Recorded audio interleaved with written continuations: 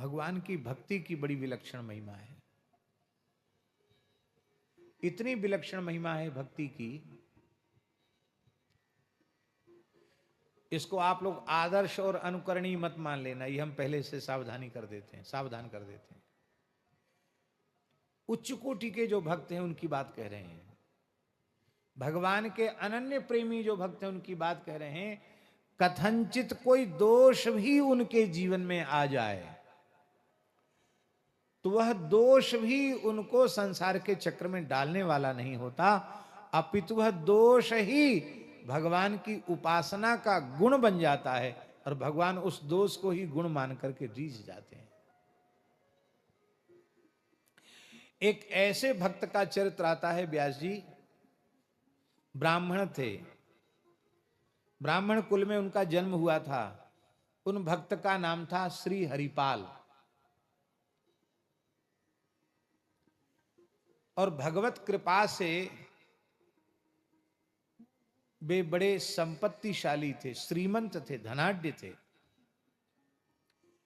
पर भगवान की विशेष भक्ति थी उनके मन में। संसार से, शरीर से पूर्ण वैराग्य था, विवाह नहीं करना चाहते थे।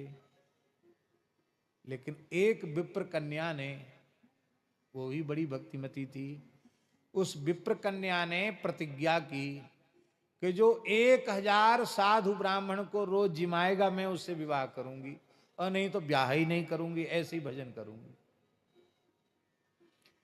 जब हरपाल जी के कान में बात पहुंची तो हरपाल जी के मन में आया, भैया ऐसी कन्या मिले तब तो विवाह किया जा सकता है, क्योंकि वो उसकी प्रतिज्ञा है कि जो 1000 साधु ब्राह्मण रोज जिमावे उससे मैं विवाह करूंगी।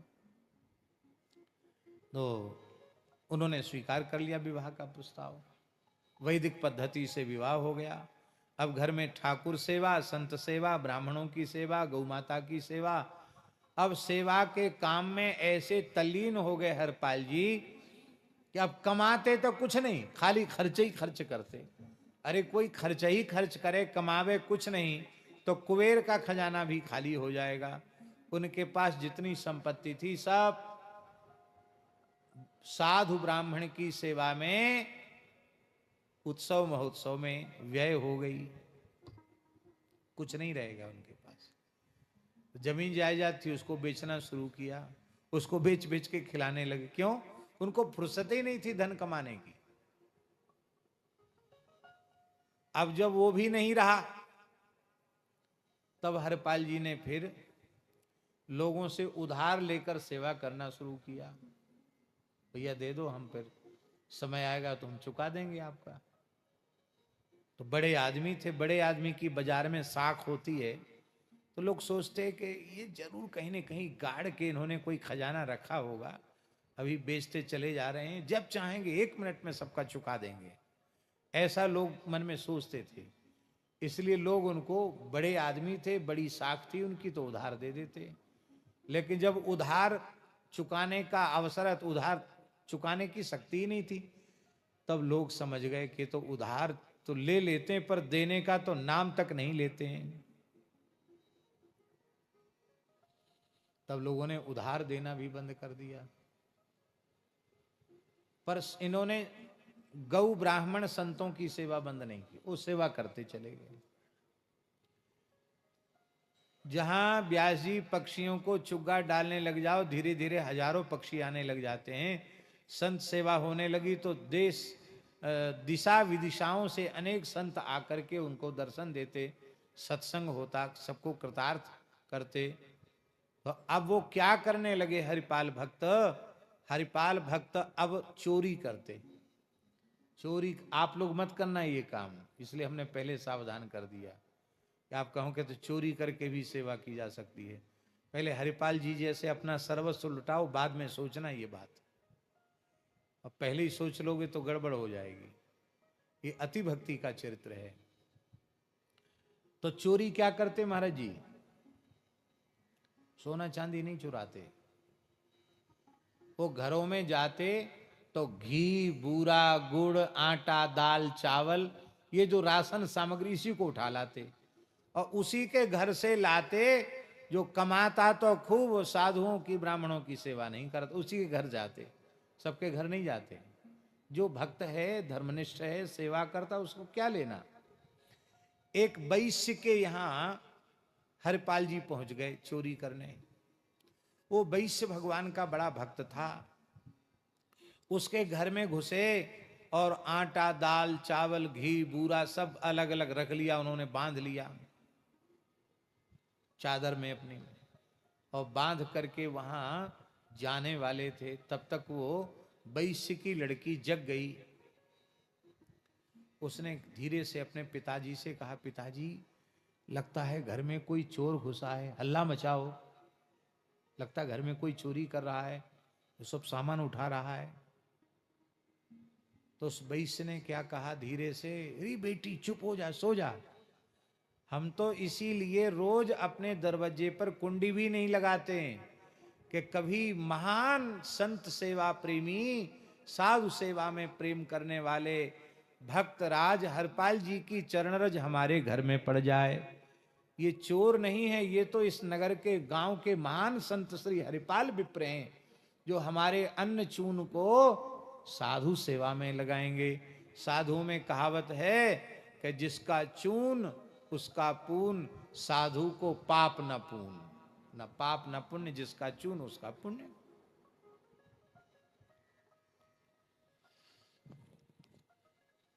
अब हरपाल जी के कान में बात पड़ गई, अरे बोले ये तो धोखा हो गया, किसी भक्त के घर में आ गए हम। तो अपने गांठ का पिछौरा भी वहीं छोड़ के चले आए। पर वो वैश्य भी कम नहीं था व्यास जी। वो वैश्य सवेरे ही सारा सामान लेकर पहुंच गया। बोले महाराज मेरे मन में बहुत दिन से मनोरथ था कि आपके यहाँ कुछ अन्न चून सेवा में लग जाए। आपका वस्त्र भी है, ये भी है, और कुछ अधिक ले जाकर उसने समर्पित किया। ऐसे सेवा करते थे।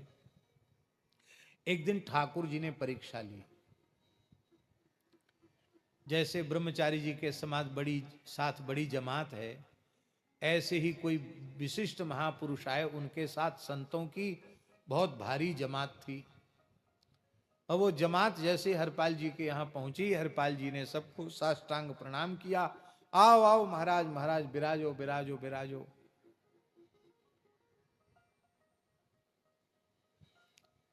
पत्नी से कहा कि कुछ है घर में, साधुओं के प्रसाद की व्यवस्था, भिक्षा की व्यवस्था।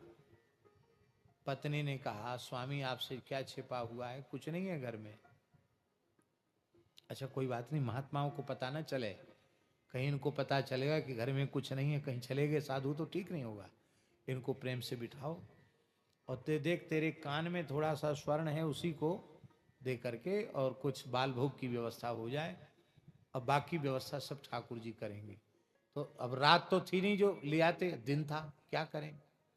तो आज मन में सोचा कि दिन दहाड़े ही राहजनी करेंगे। राहजनी जानते हो ना, राहजनी समझते हैं कि नहीं, रास्ते में खड़े होकर किसी को लूट लेंगे। तो हरपाल जी निरंतर भगवान नाम का जप करते हुए बड़े बड़े तिलक धारण करते थे, तुलसी माला, और वो लठ पर अपनी ठोड़ी टिका के खड़े हो गए। और हे द्वारिकाधीश प्रभु, आज संतों की लाज रख दो, आज हमारे मेहमान घर में आए हैं, घर में खाने को कुछ नहीं है, कोई मालदार आदमी भेज दो, एक बार में ही लूट कर सब व्यवस्था हो जाए। तो दूसरा कोई मालदार तो नहीं आया, स्वयं रुक्मिणी जी के साथ द्वारिकाधीश भगवान आ गए। अब द्वारिका में ये बढ़िया से दिखा सकते हैं किसी प्रसंग में। तो जैसे ही ठाकुर जी वहां चलने लगे द्वारकाधीश प्रभु, तो रुक्मिणी जी ने कहा कि प्रभु इतनी हड़बड़ी में इतना सेठ बनकर और इतना हीरा जवाहरात पहन के कहाँ, बढ़िया पगड़ी वगड़ी बांध के, खूब अंगूठियां पहन के, हाथ में क्या होता है वो सोने के कड़ा वगैरह पहन के, कमर में कोंधनी बांध के खूब सोना लाद लिया। भगवान बोले ये सेठ के नाटक में आप कहाँ जा रहे हो। भगवान बोले ये तुम्हारी आदत बहुत खराब है, चलते समय टोकना नहीं चाहिए, टोकने से असगुन हो जाता है, सगुन बिगड़ जाता है। लक्ष्मी जी ने, रुक्मिणी जी ने कहा इतना क्यों नाराज हो रहे हैं, झल्ला रहे हैं हमारे ऊपर। अरे सही सही बताओ कहाँ जा रहे हो इस नाटक में? सेठ बनकर ये किसका, ये सेठ वाला भेष धर के कहाँ नाटक करने जा रहे हो? सांवलिया सेठ बनके तो नाटक आपने किया, अब कौन सा नाटक करने वाले हो? श्री ठाकुर जी के नेत्र भराए, बोले देवी विलंब मत, तुम बातों में मत अटकाओ, मेरा भक्त अधीर होकर मुझे पुकार रहा है। आज मैं उस अकिंचन भक्त का दर्शन करने जा रहा हूं। क्या कहा? दर्शन देने जा रहा हूं नहीं, क्या कहा? मैं अकिंचन भक्त का दर्शन करने जा रहा हूं। रुक्मिणी जी ने कहा तब तो हम जरूर चलेंगे। आपका दर्शन ब्रह्मा देवता करना चाहते हैं और आप जिसका दर्शन करने जा रहे हो उसका दर्शन तो हम जरूर करेंगे। तो भगवान बोले बात मत करो, जल्दी सेठानी बन जाओ और बढ़िया बढ़िया आभूषण धारण कर लेना। माताओं को आभूषणों से बड़ा प्रेम होता है और उनके पतिदेव उनको प्रसन्नता पूर्वक अनुमति और दे दें, फिर तो क्या कहना। लक्ष्मी जी, रुक्मिणी जी तैयारी कर रही थी, अरे भगवान जल्दी जल्दी चलो, जल्दी करो, जल्दी करो। जल्दी जल्दी लक्ष्मी जी ने आभूषण धारण किए, सेठ सेठानी बनकर, और सीधे हरपाल जी के सामने प्रकट हो गए। वो तो आंख मूंद करके भगवान का चिंतन कर रहे थे, जप कर रहे थे। प्रभु आज हमारे घर में मेहमान आए हैं, आपके प्राण प्यारे संत आए हैं, आप लाज रखना, संत भूखे न चले जाएं। तो ठाकुर जी के आभूषणों की आवाज उनके कान झम झम, इतना पहने थे ठाकुर जी। नेत्र खुले, देखो रे बड़ी बड़ी मालदार आदमी है, इतना इन्होंने शरीर पर पहन रखा है तो घर में इनके कितना होगा। तो हरपाल जी ने हाथ जोड़कर कहा भगत जी राम राम। भगवान कुछ नहीं बोले। अरे भगत जी आपने सुना नहीं, जय श्री कृष्ण, जय द्वारिकाधीश। इतना सुनते ही तो ठाकुर जी तो नाटक करने गए, क्रोध में तिलमिला गए। अरे बोले हम खूब समझते हैं, तुम्हारे जैसे ये भक्तों का भेष बनाने वालों ने देश का बेड़ा गर्क किया है। हाँ, दिन भर राम राम करते हो, रात में चोरी करते हो, हम सब जानते हैं। वो तो भगवान तो ठीक ही बोल रहे थे, दिन भर राम राम करते हो, रात में चोरी करते हो। ये तुम्हारे जैसे लोगों पर हम विश्वास नहीं करते हैं, और हम तो ऐसे ढोंगियों को भीख तक नहीं देते हैं। जाओ अपना रास्ता नापो। हरपाल जी ने सोचा मन में कि ये तो बहुत भारी दुष्ट है, ये महाविमुख है, ये भगवान के नाम को सुनकर इसके भीतर आग लग गई। अरे राम राम बड़ा भारी, ऐसा नास्तिक आदमी तो हमने देखा नहीं, इसको तो जरूर लूटना है। तो हरपाल जी बोले कोई बात नहीं भगत जी, मेरी बात से आपको कष्ट हुआ, आप क्षमा करें, मैं आपकी कोई सेवा कर सकता हूं, सहायता कर सकता हूं, तो आप मेरे लायक कोई सेवा बताइए। भगवान बोले कि हमको अमुक नगर तक जाना है और हमारे पास तुम देख ही रहे हो कि बहुत आभूषण हैं और कुछ हीरे जवाहरात, कुछ मुद्राएं भी हमारे पास, कुछ धन भी है हमारे पास, और हमने सुना है कि यहाँ इस क्षेत्र में एक बहुत बड़ा डकैत है, उसका नाम हरपाल है, लूट लेता है वो, तो उससे हमको बड़ा डर लग रहा है, तो उससे सुरक्षित बचाकर हमको इस जंगल के रास्ते को पार करा दो। हरपाल जी बहुत प्रसन्न हुए, चलो हमारे ही नाम ले रहा है। बोले हाँ हाँ है तो वो बहुत ऐसे ही आदमी जो आप कह रहे हैं, आपने ठीक कहा, पर एक बात है, हम आपको वहां तक पहुंचाएंगे, आपका कुछ सामान भी उठाएंगे, आपको वहां तक पहुंचाएंगे सुरक्षित, तो आप हमको क्या देंगे? बोले तुम जो इच्छा हो सो मांग लो। तो हरपाल जी ने कुछ मांग लिया, कहा देखो हमको मजदूरी पहले दे दो, क्योंकि हमारे घर में कुछ मेहमान हैं जिनसे उनके कुछ प्रसाद की व्यवस्था हो सके। और हरपाल जी को उन्होंने कुछ दिया और उन्होंने घर जाकर दे दिया, सब व्यवस्था हो गई। अब हरपाल जी चलने लगे तो ठाकुर जी ने क्या कहा कि देखो भगत तुम आगे आगे चलना और हम पीछे पीछे चलें, क्यों? एक तो रास्ता तुम्हारा देखा हुआ, हमारा रास्ता देखा हुआ नहीं है। दूसरी बात यह है कि सामने से कोई चोर बदमाश, कोई शेर भालू चीता कोई आ गया तो कौन हमारी रक्षा करेगा? आप आगे आगे चलो। तीसरी बात, आप पीछे मुड़ के मत देखना, क्यों? हम अपनी सेठानी के साथ क्या बात करते हैं? आप भगत आदमी, आपको सुनने की क्या जरूरत है? आपको देखने की क्या जरूरत है? हाँ, बिल्कुल ठीक बात है, हम नहीं देखेंगे। अब ठाकुर जी रुक्मिणी जी से बात कर रहे हैं, देखो रुक्मिणी जी बीच बीच में कहते हैं कि कुछ गौ सेवा करनी। अरे बोले महामूर्खता का काम है गौ सेवा में पैसा खर्च करना, साधु सेवा, अरे बोले ये तो और ही वज्र मूर्खता का काम है। ये निठल्ले बाबाजियों को खिलाने से क्या मिलेगा? अरे पैसा है, पैसे से पैसा बढ़ता है, इसको और बढ़ाना चाहिए।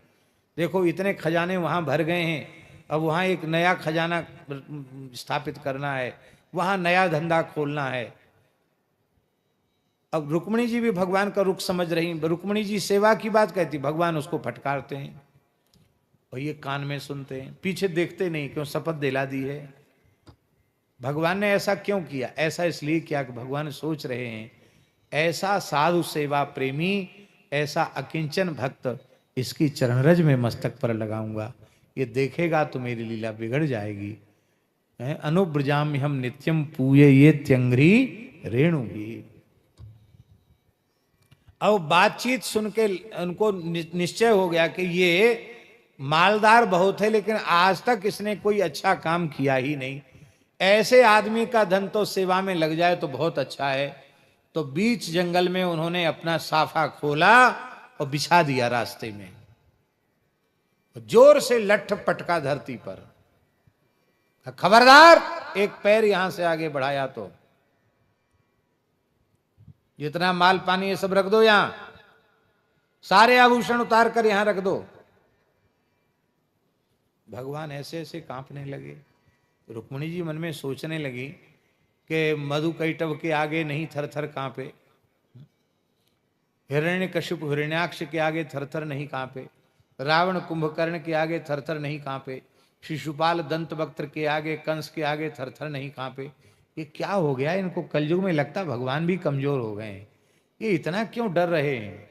रुक्मिणी जी की समझ में नहीं आ रहा था। वो अब तक यही नहीं समझी थी कि यही भक्त हैं। पर ठाकुर जी ने सब डरते डरते सब आभूषण उतार दिए। रुक्मिणी जी की ओर कहे तू क्या कर रही है? रख सब आभूषण। रुक्मिणी जी ने भी सब रख दिए। एक कन्नी उंगली में एक अंगूठी रह गई। हरपाल जी की नजर पड़ी, बोले ये क्यों रह गई? का ये थोड़ी ऐसी है कि वो निकल नहीं रही उंगली से। क्यों नहीं निकल रही है? हम निकालेंगे तो सब निकल आएगी। अरे नहीं, ऐसे तो उंगली छिल जाएगी, टूटे ही जाएगी उंगली। बोले उंगली छिले चाहे टूटे फिर ठीक हो जाएगी, पर इस अंगूठी को हम नहीं छोड़ सकते, क्योंकि पता नहीं कितने संतों की सेवा इस अंगूठी से हो जाएगी। उस अंगूठी को बलपूर्वक खींचना चाहते थे।